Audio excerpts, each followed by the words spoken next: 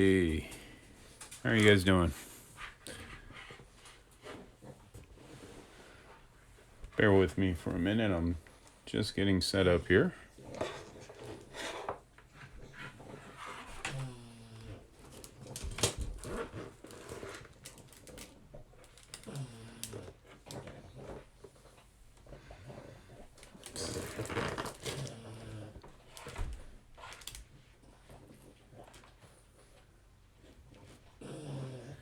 All right, I think that's going to work.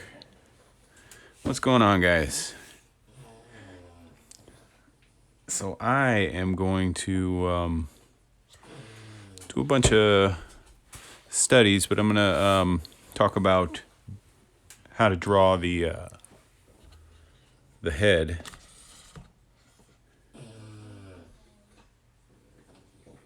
And just kind of walk through my process of how to do it. And take questions from anybody if there's any questions. So let me get a brush, pocket anchor, okay. And then I'm just gonna talk about how I draw the head. If anybody has any questions, please throw them in the chat. Like I said, I'm more than happy to answer anything. But so I have this little head here that I'm gonna use for reference, and I'm just gonna talk about, like I said, how I draw the head. So I like to use like more of a sort of a Loomis method. So I always start with a circle, and then once I get the circle down, and the circle is basically the main cranium of the head, of the skull, then I'll drop a cross in for the center, and then this gives me my brow line. So from right here to here is what I'm looking for with the cross. So depending on how the head's turning, hi Johnny, depending on how the head's turned, will determine where the cross is. So like say if it was more of like a 3/4 inch view or 3/4 view, I would have my circle, and my cross would end up being like that.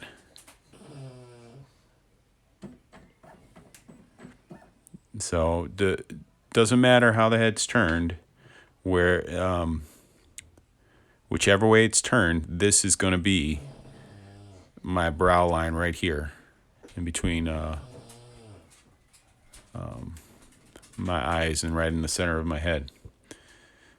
So again, if it was turned up more like that, like we were looking like at an extreme, like kind of up view angle, again, my cross would be up high. And when I'm doing this, I'm trying to think of it as, a three-dimensional shape, like a sphere. So that's why I'm trying to, when I do the crossways like this, I'm curving it around. So moving on, so we got kind of three different views here that we can pick and draw from. So next, with the Loomis method, you're gonna kind of shave off just a little bit of the edges of the skull, because it's not like a perfect cylinder. And when you start to playing with different, actually I want to keep that in there. I'm gonna just erase it like that so you guys can kind of still see that it's there. There you go. Try that. Let's try to erase it. Oh, it's still pretty harsh. I thought I had to erase it a little bit lighter.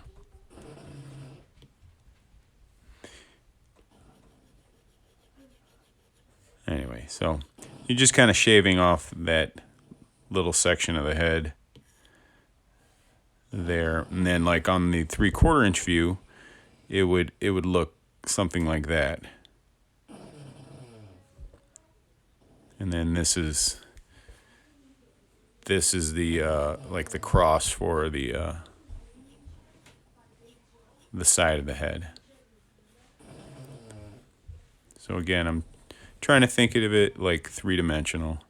So that's why I'm kind of wrapping the line around here. The extreme like up angle, same thing. You just kind of would shave off the side there, so you get a nice side plane. If you guys have any questions while I'm going through this, please go ahead and just drop them in there. I'm doing good.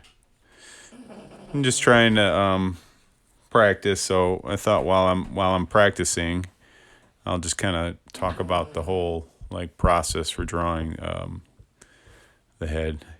So I got all these here. Let me throw in one more, and this will be like a side view.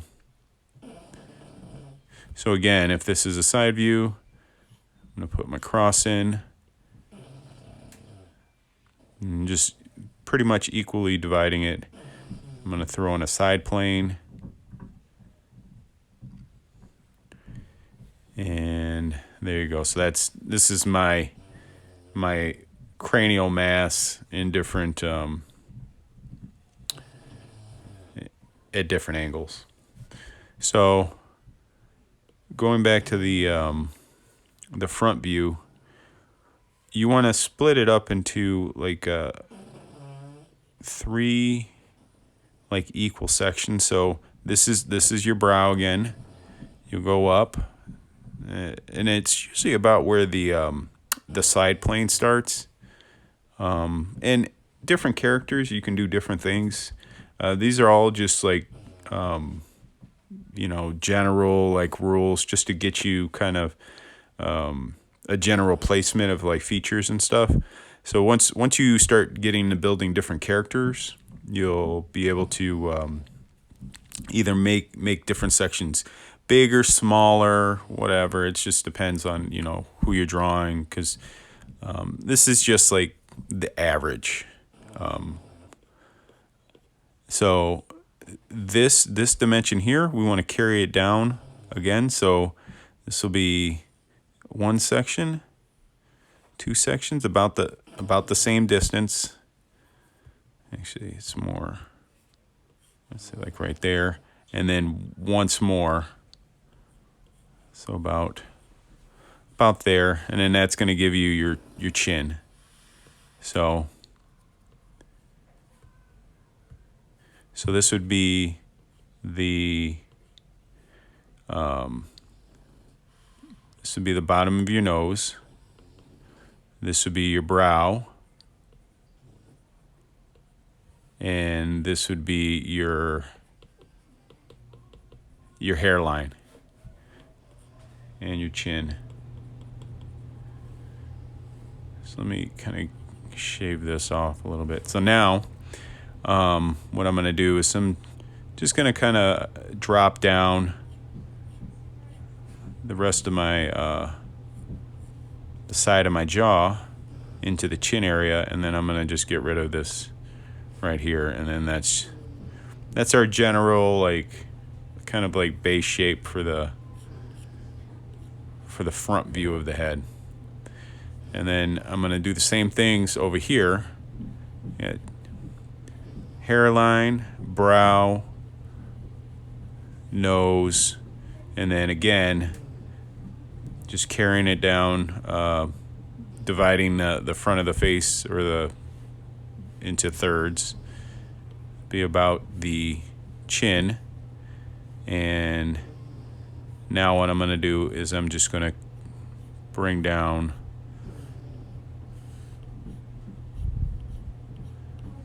the side of my jaw and everything.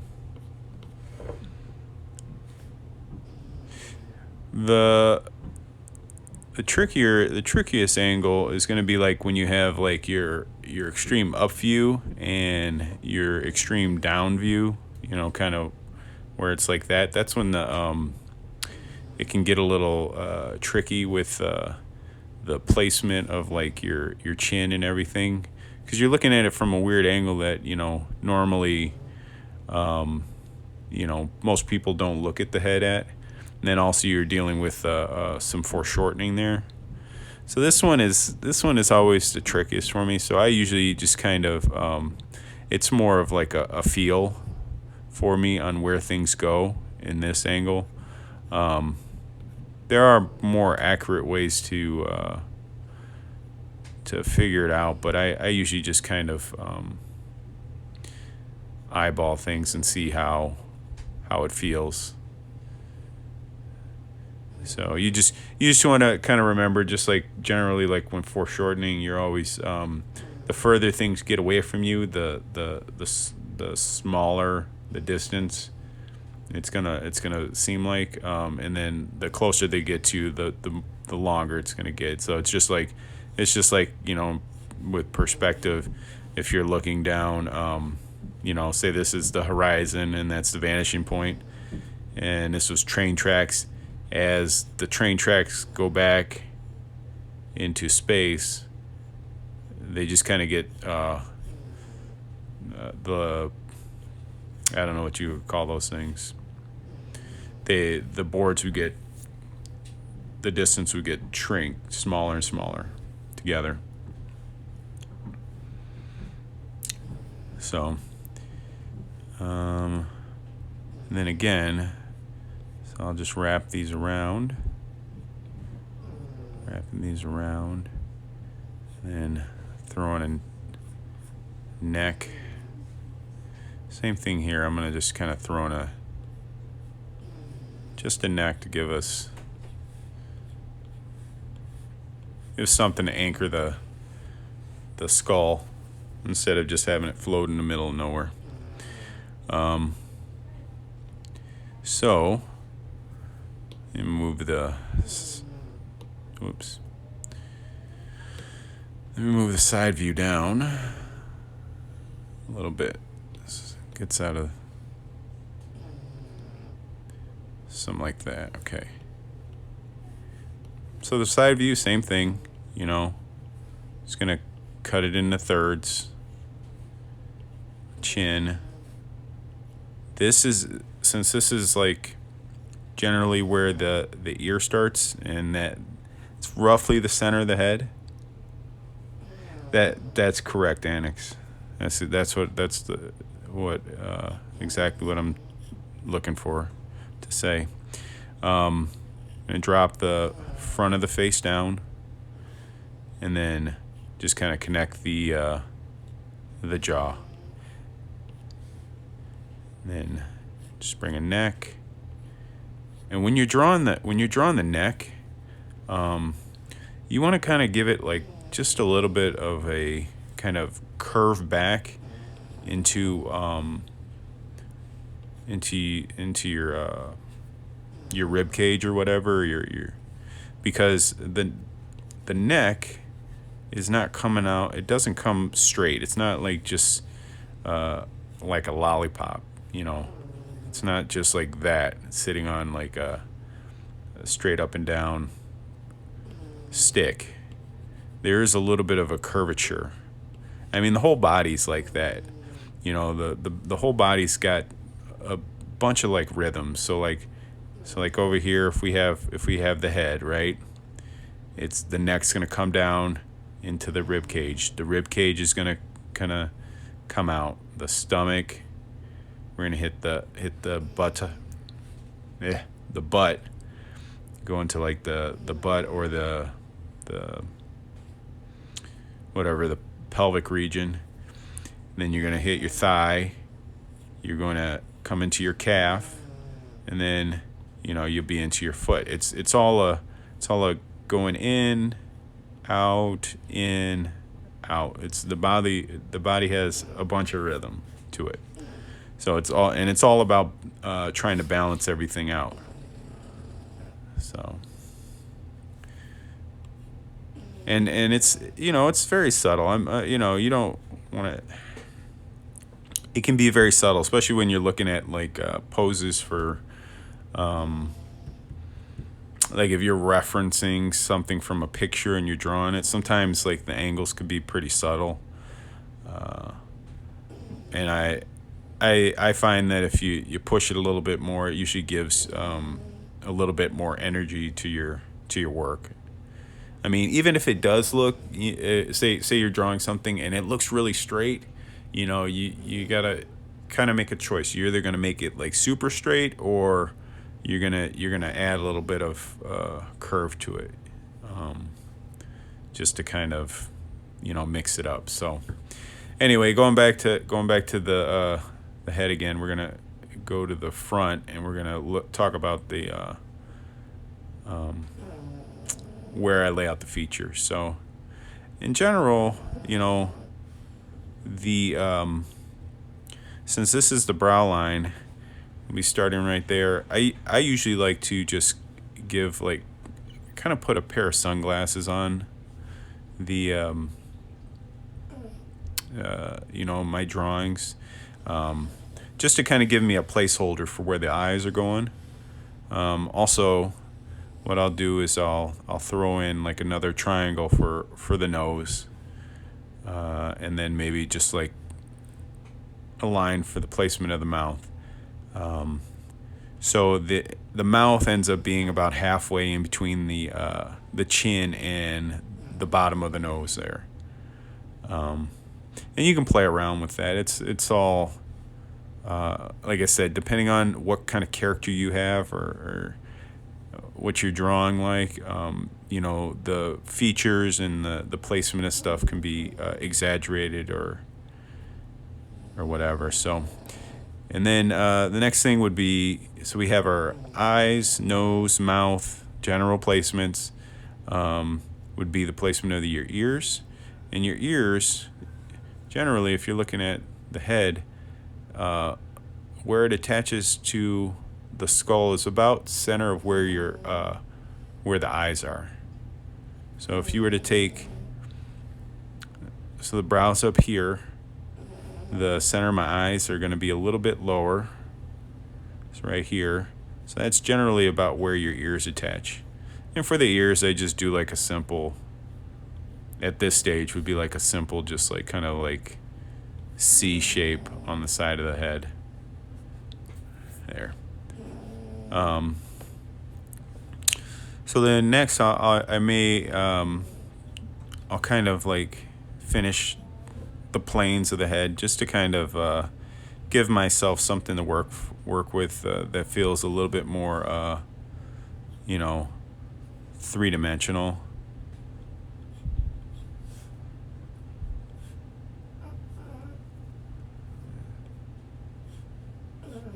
Something like that. And I can also come in here and start. So that's your keystone. We can plane out the nose. So this would be the bridge of your nose, and your side planes. You can come in here and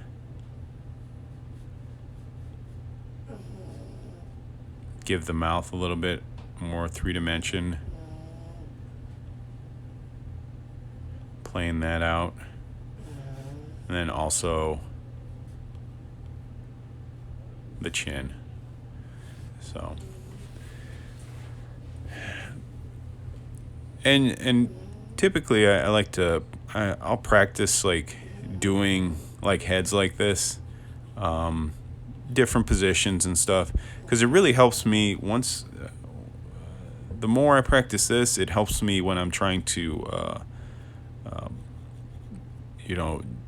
draw my own characters and stuff, because when you have like a like base like head like this, you can kind of turn it and move it in all different directions very easily, because I'm not focused on a certain feature or the way it looks. I'm just focused on getting this generic mannequinized head in the right position with very simple shapes and stuff. Because once we can throw in the eyes too. And these are all just placeholders. When I start fleshing out the actual features and stuff, this just helps me get the positioning right, you know. And generally the eyes, make that a little better.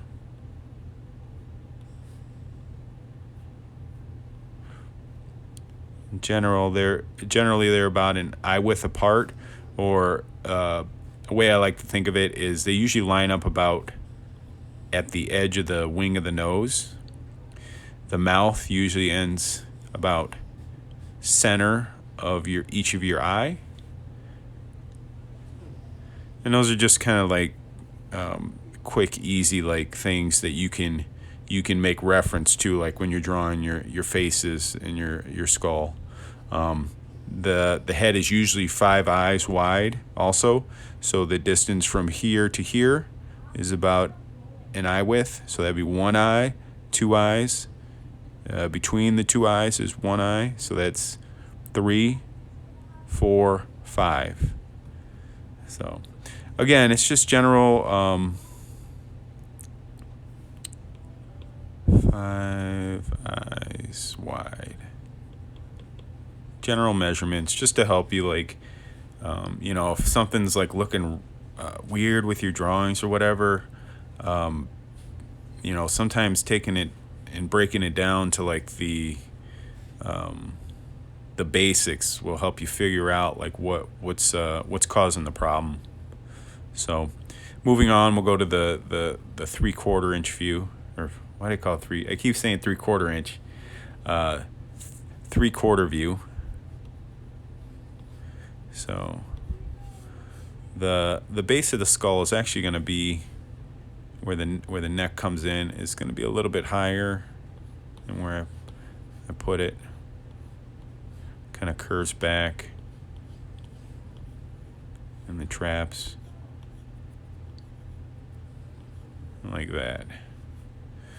All right, so I typically I start with the eyes, so I'm gonna figure out like where the brow is. That's our brow, and I'm just gonna put in like little triangles just for the eye sockets. And I'm gonna come in here and throw in a triangle for. Yeah, no problem, man. Thanks. And if you guys have any questions, please throw them in the chat. If there's something, that I'm going over and you want me to stop and kind of break it down a little bit better, please let me know, and I'm more than happy to do that. So then we got our triangle for the nose, right? And then also sometimes what I'll do is I'll bring in like kind of like that extra side plane there, so kind of make it more 3-dimensional to me. Gonna throw in like kind of like a cylinder shape for the mouth. Again, the mouth is about halfway between the bottom of the nose and the chin, and this can vary. Like all the features, just depends on what kind of character you're trying to create. I'll fix this a little bit.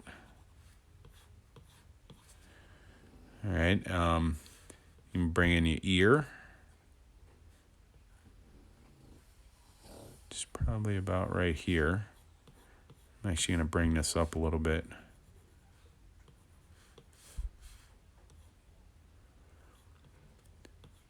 Again, so all this is just like to help you try to get your placement right. So if there's something, wrong or looks off, like here, I felt like this line was a little far back from where the ear is to, looking at like, or thinking about the distances between where the ear starts and the edge of the eye. So I just moved it up a little bit. And seeing the lines and everything, that helps me to make decisions like that. So, okay, so there we go. Now we can kind of start planing out some of the forms. So like the nose, kind of give it a little bit more dimension. The mouth, like that. Now we can maybe poke the chin out a little bit more. It all depends on the character or whoever, whatever you're trying to draw. So I know there's, the cheek's going to bump out more like that. It's not going to be just like a straight line down. And throw in our kind of oval shapes for our eyes.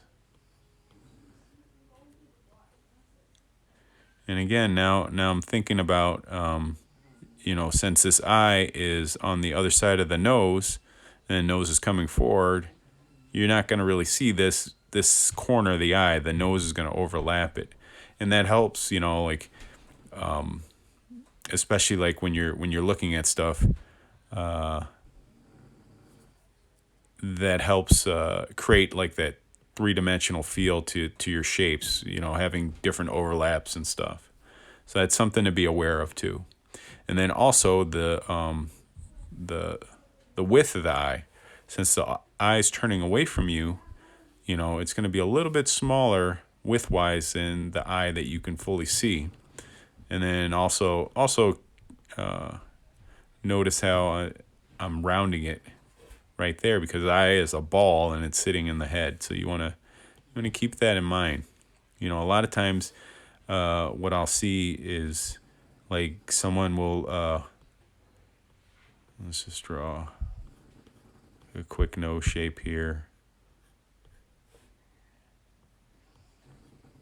And the eyes. So they'll have this eye okay, and then this eye will kind of be like the same, or it'll be like the same size, and it just kind of kills that illusion of turning away from you. Throw in that, I forget what that is called, this big neck muscle right there. All right, so that is that. And again, same thing, like when you're looking at the sides here, in general, the edge of the nose is going to hit the corner of that eye. It's all roughly the same as in the front view. So if something looks off, maybe you got that eye in the wrong place, or that ear's too far back. And these are all things just to be aware of. And you got to practice, I practice this stuff all the time. Even if it's for like 5 or 10 minutes in the morning, warming up, just practice the different views, just to kind of get your eye used to seeing the different proportions. I mean, it's going to help you out a lot. I still mess them up all the time. So, again, here we got our kind of triangular shapes for our eye sockets. Triangle shape for the nose. And since this is such a extreme kind of up view or whatever, you're going to see more of the bottom of the nose than you will any of the top of it. So I usually, so we're really kind of looking at the actual bottom part of the nose there. So then the mouth is going to come like that, kind of like in a, I'm going to clean that up a little bit. It's going to be like a cylinder shape. And again, you just want to be aware that since it is like the head's going back in space, there is a little bit of foreshortening that you have to be aware of and pay attention to.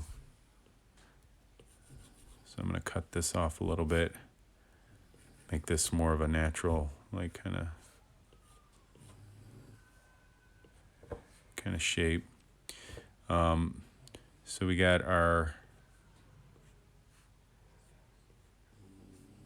eye shape, again, about the edge of the nose. You can carry that line down and find our ear. And then since it is since you're looking up at it, whenever you're doing like an up view of the head, the ears are going to end up looking a lot lower than they normally would on when they're straight ahead. So when they're straight ahead, they look pretty much like right in line with the the eye line. But when they're down, the eye line's right here, or when it's up, it kind of moves to where it's much lower. So that's something to just be aware of, the placement of the ears when it's in an up view like that. And then now here's the trickiest part, is always finding that position for the chin. And for me, I always like kind of just feel it out. And depending on how you're drawing or what your style is, will depend on how you kind of depict that like bottom section of the underneath the jaw there. A lot of times what I'll do is I'll just curve it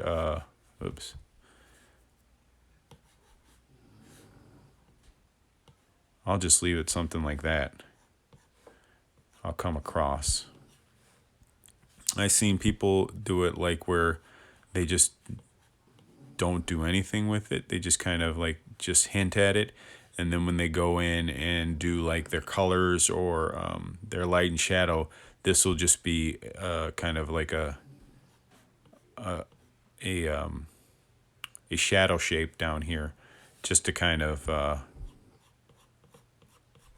describe that plane of the head. So let's see if I can simulate that. So I go to like a gray.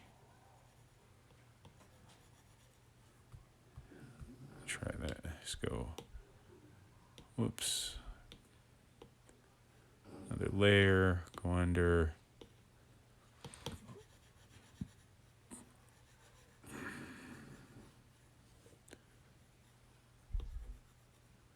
I don't know, something like that.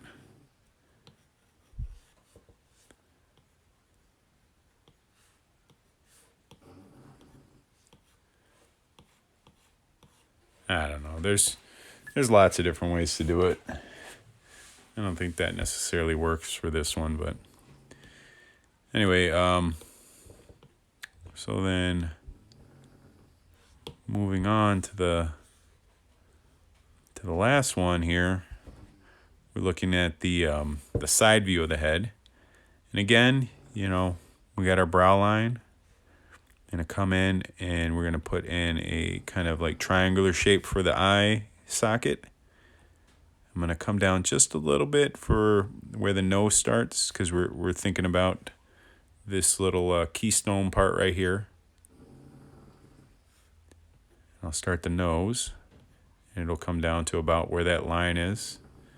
That's where the bottom of the nose is. Going to come out because the muzzle of the mouth is rounded. Just going to kind of put in a rounded shape for that. It's about, mouth starts about center from the bottom of the nose to the bottom of the chin. And then the eye, center of the eye, that's how we locate the attachment of the ear. The bottom attachment of the ear ends up lining up with the nose. And now we can kind of put in our eyeball there. Come up. It's about our hairline. We can put in a some hair.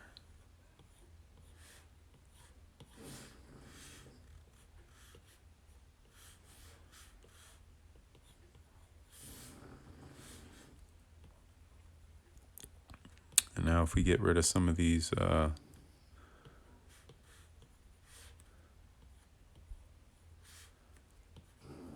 construction lines, we can kind of see what the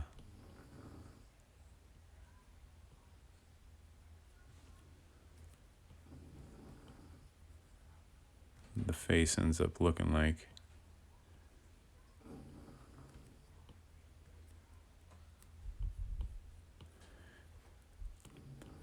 Then now I'm doing is, since I have my general shapes, I can come in here and you know, add in, like, does the person have a, thanks Bruno, you know, the specific features of the person's face. So if they have like their nose is a little bit bigger, or their brow is a little bit thicker,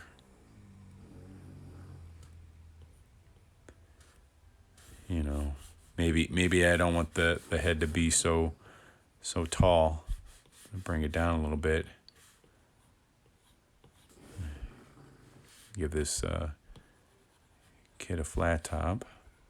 And sometimes, depending on, you know, and now these are like stylistic choices, you know. I feel like this is more of a younger guy, so maybe I'm gonna just bring the head in, and I'm gonna shrink the neck up a little bit,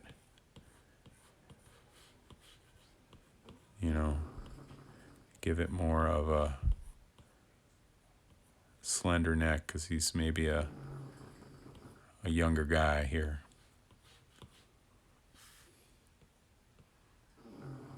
Throwing a pupil.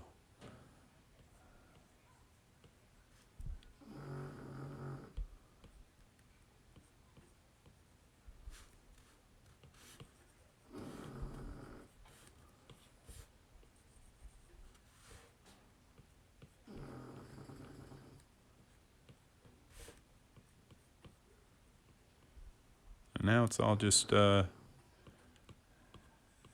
playing with the features. So, but it all starts with that base mannequin head. Once you have that, then it's easy to add on the details. So you can kind of do that same thing up here. Actually, let's see. Yeah, I'll duplicate this so I don't lose it. And I usually always draw Guile as a kid, yeah. You know, I think if it was, I feel like this is more African American kid, just because of the way the features are. Let's see if I wanted to make them, like, say I wanted to make them more like a Guile, I would probably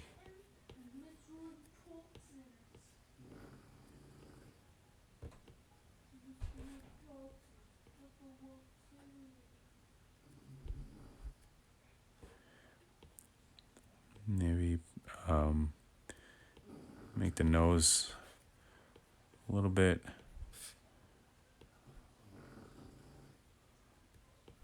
something like that.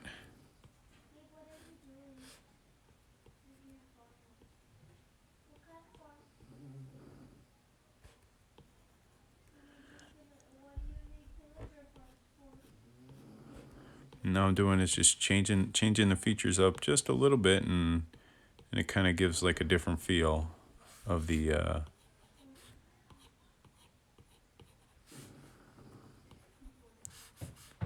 for the character.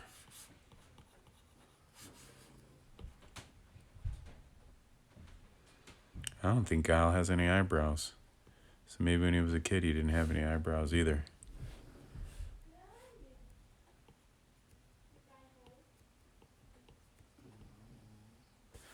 Oh, we got white.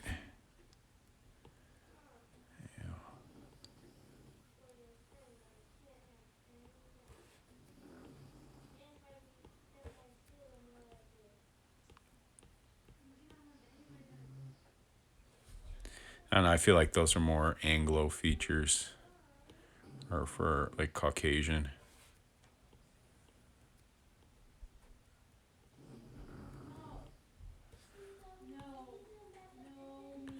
And maybe I'll come in and I'll.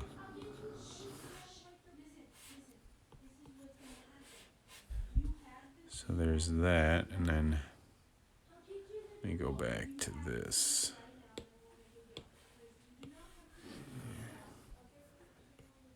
Like that. Duplicate. Drop that one here. Get rid of that. And then here I'm on this one.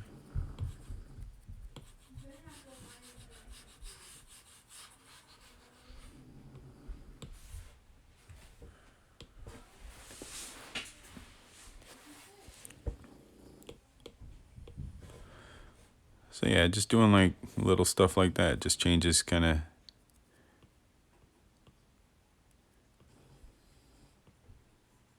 It all started out as the same head too, but just changing like a couple of placements, a couple of shapes, and it like totally changes the feel of the character. So anyway,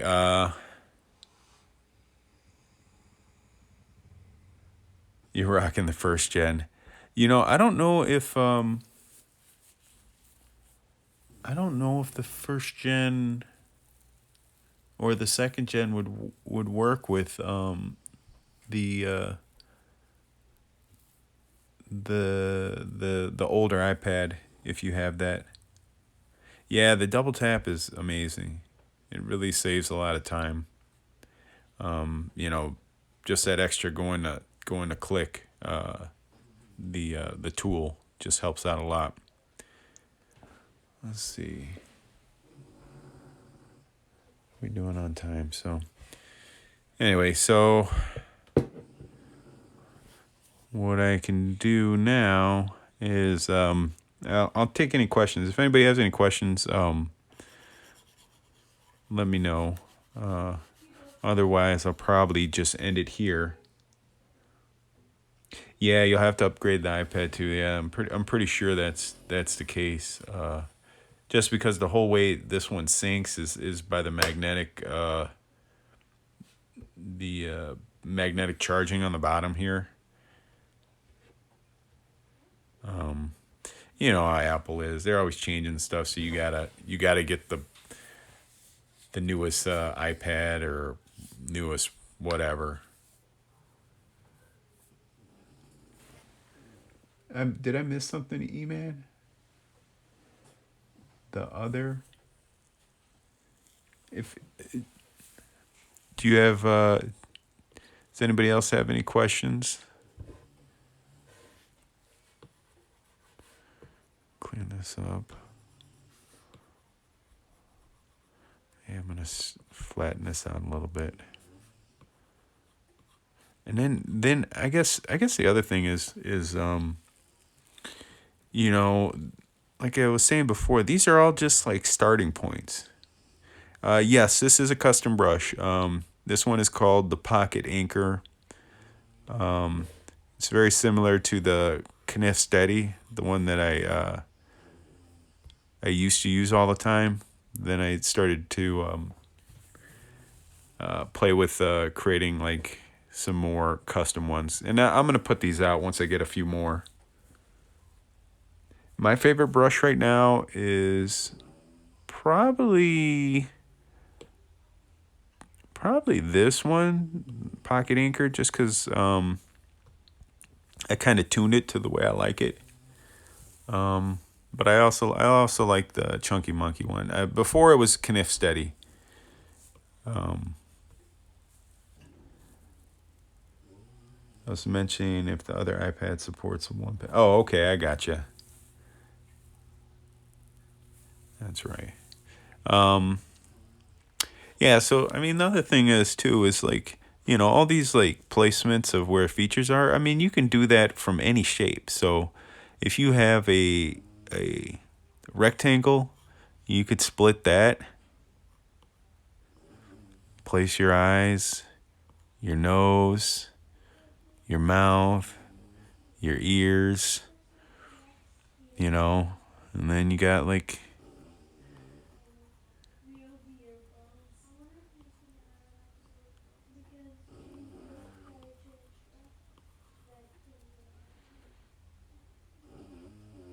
you got Frankenstein.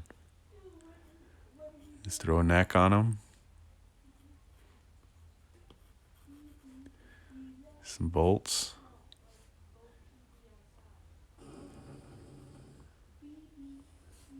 You know, it's all just general placements.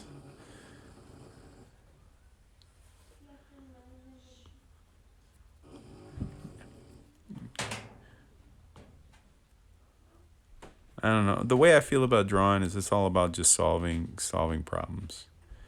You know. Now that I have those general placements, now I can come in and just, you know, play with the features the way I want them to look. You know, I have these little like kind of like cheats that I've kind of memorized for making you know, characters look kind of. I study a lot of old school like illustrators and stuff, comic illustrators.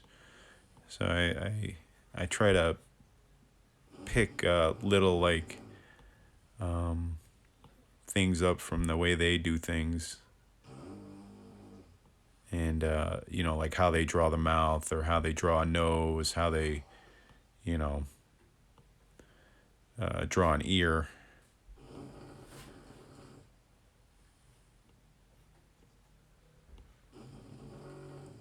Let's see, what is he, guys? Let's see. He just got like a shirt like that.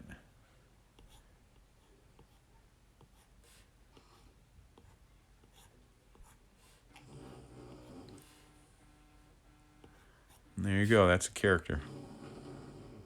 Hey, Zim.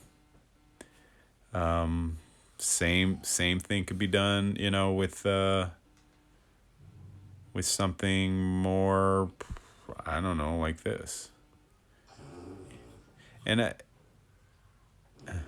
may be really extreme here. Let's see. It's gonna make them real wide like that. I might. This might be too extreme. Well, actually, no. I mean, if you guys, a good example of like really good like shapes and for characters and stuff would be like Into the Spider-Verse. If you guys have seen that movie, like the Kingpin, if you look at him, he's just like a cube, you know. And they really like kind of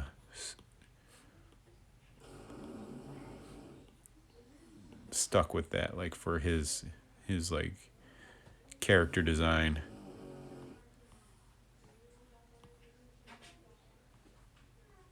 So maybe I'll.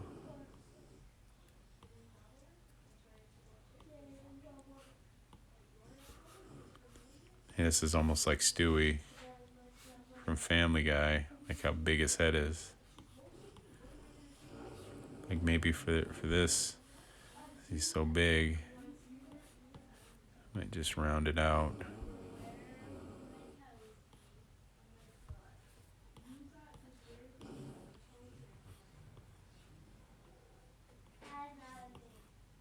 Let's make a really fat baby here.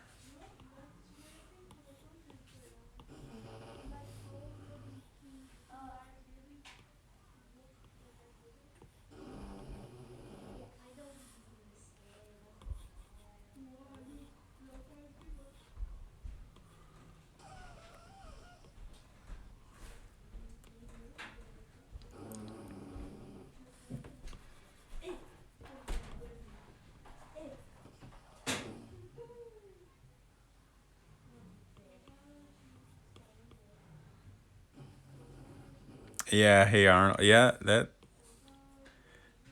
I can definitely see that. Yeah, that's right.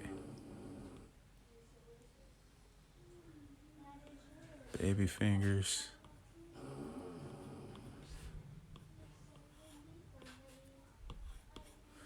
Man, that's an ugly baby.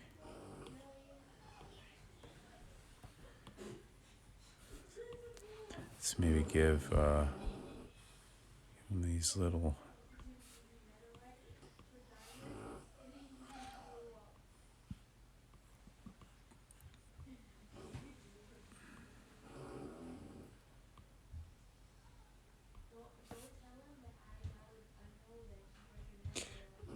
Yes, I am pretty much self-taught.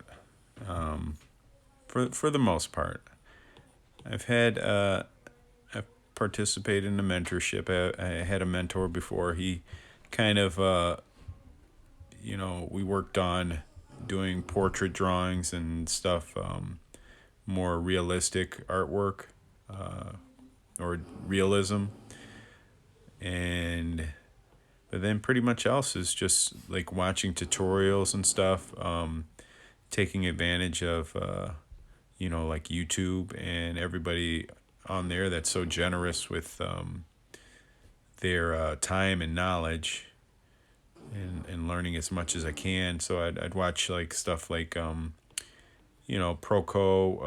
Cycra. I would watch him all the time. Who else? Cynics, guys like that, who would talk about art and drawing and stuff, and just as whatever books I could get, I would get. Anytime I go to half price books, I pick up books about like I've studied from how to draw manga, you know stuff like that. Then also like Bridgman, Andrew Loomis.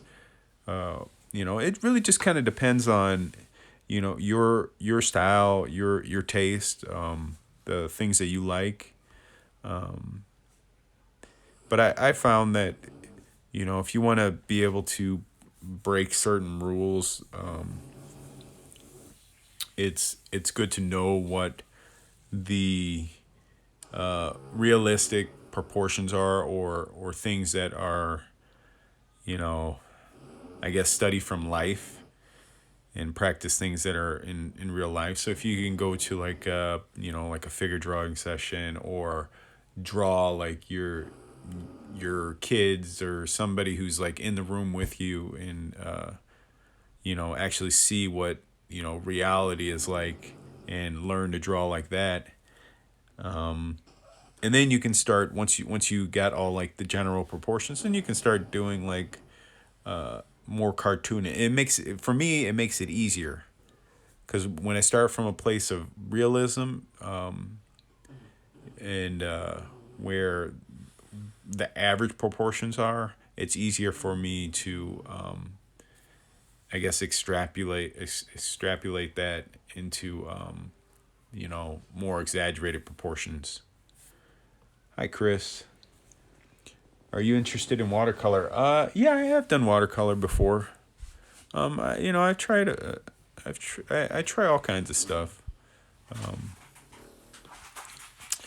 Do I do it a lot? No, not really. I When I first started out, you know, drawing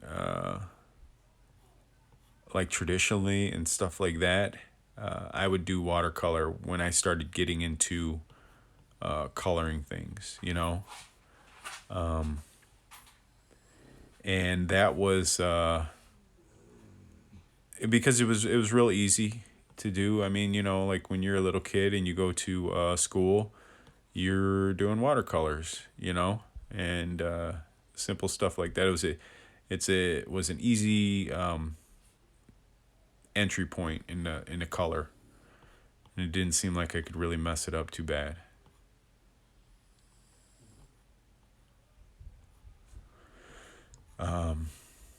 But yeah, for the most part, I just do digital stuff now, especially when it comes to like color.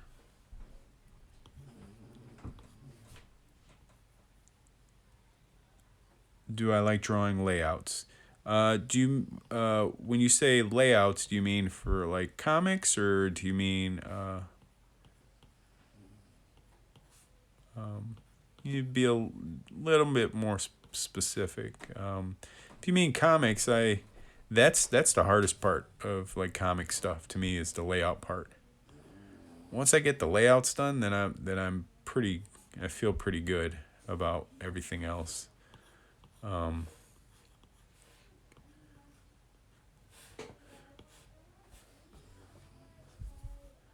A quick Cyclops.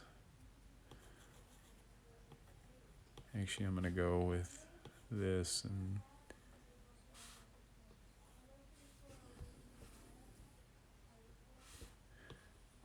just gonna go a little bit bigger. There you go. That's what I.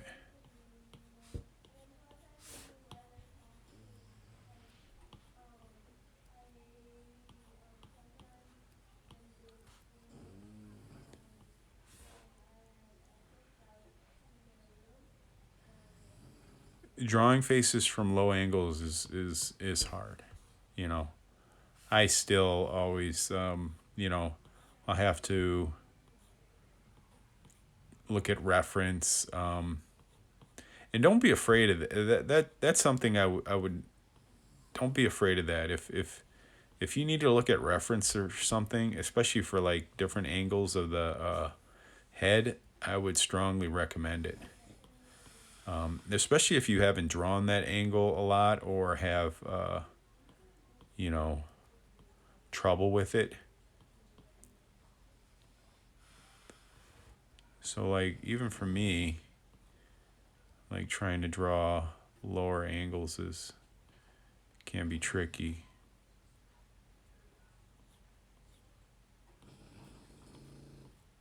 So and I have mostly just like little like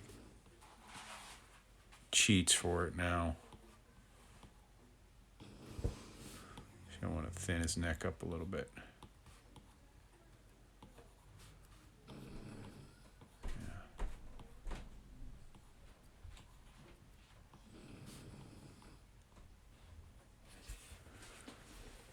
Have you worked on comics? If you have, which have you worked on?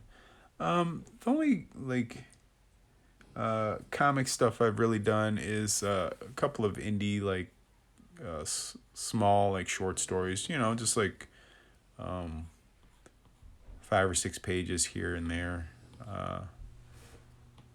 The most recent comic story I have out is you can go to Gorilla Publishing. I think it's gorillapublishing.com. And it was Tales from the Cryptic Closet. I did a 5-page story in there. It's a horror anthology comic. So that would be kind of a low angle right here. Again, like I was saying before, like a lot of times when I do lower angles, I just kind of cheat cheated a little bit. So the forehead gets smaller, and then everything as you go down gets a little bit longer. So the mouth will be up a little bit higher. The chin is a little bit longer. Oh, cool, Annex.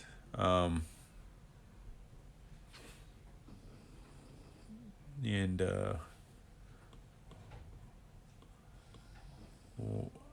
yeah, so low angles are definitely hard.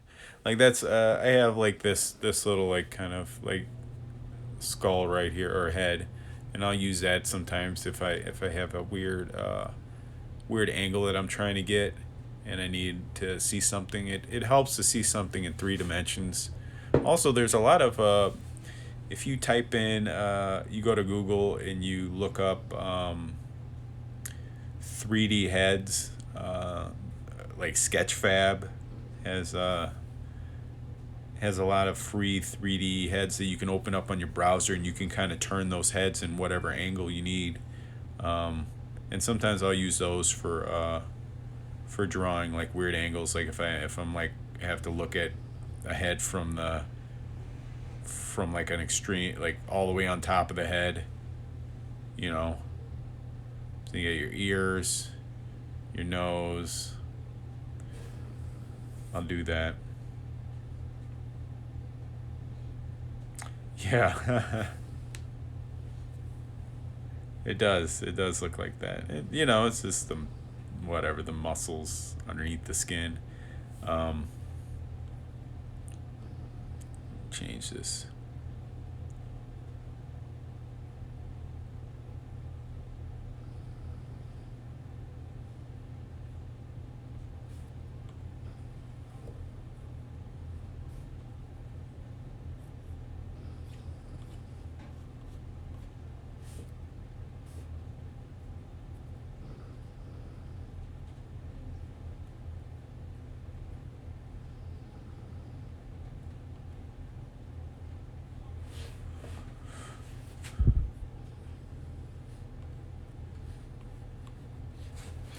Anyway, so thanks for hanging out tonight, guys. I'm gonna call it quits for right now. Um, I'll post this again right away on IGTV. So if you guys want to check it out and watch it again, if you guys have any questions, just throw them in the comment, and I'll try to answer them the best I can. And for the next couple of streams or whatever, I'll probably be doing more stuff like this, just kind of you too, E. Like just talking about process and like anatomy and how I draw or whatever.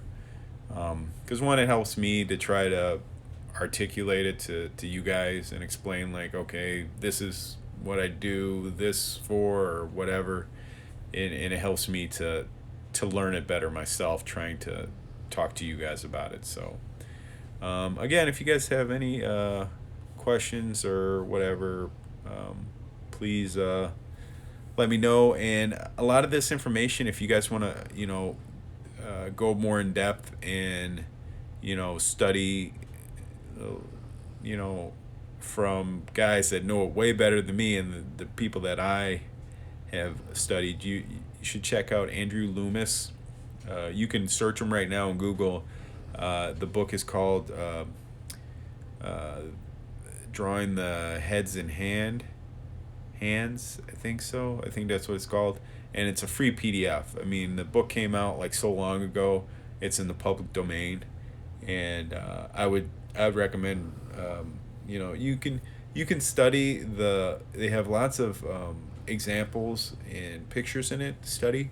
But I would also recommend, reading a little bit of it. I read it last summer, and I got a lot of information out of it that just doing studies of the pictures, didn't really come across. But once like I actually read it, it definitely helped. Be like, okay, that makes sense, and kind of understanding Loomis's process or whatever. But yeah, I definitely would. I definitely would check it out, E-Man. So anyway, guys, thank you for hanging out, and I will talk to you guys later. Thank you.